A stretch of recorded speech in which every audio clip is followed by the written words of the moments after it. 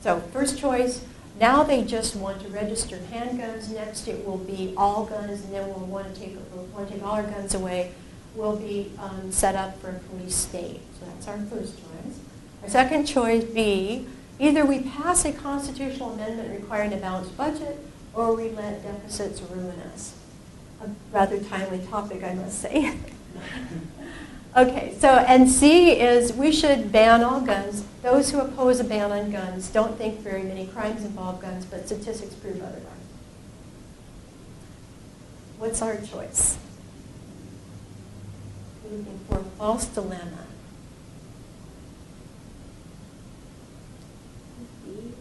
Yeah, so B is the false dilemma. And what we did on our instrument here for the college is our other answer choices are typically other types of informal fallacies. And so I use that pattern again. This is not one that's on any test.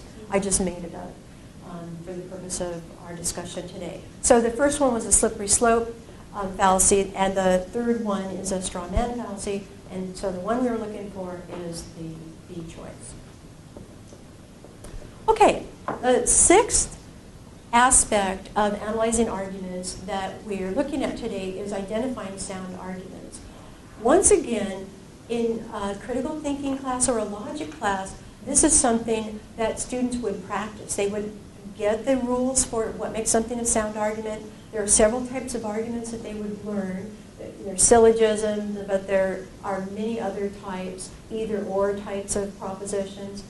And so from then on, hopefully, students would be able to recognize those in other classes. Okay, so consider these statements true. Stylish dressers are neither flashy nor dull. If someone is not flashy, then such a person is tasteful. Which of the following must be true if both of the above are true?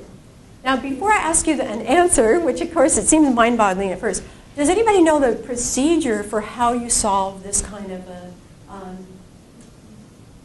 question?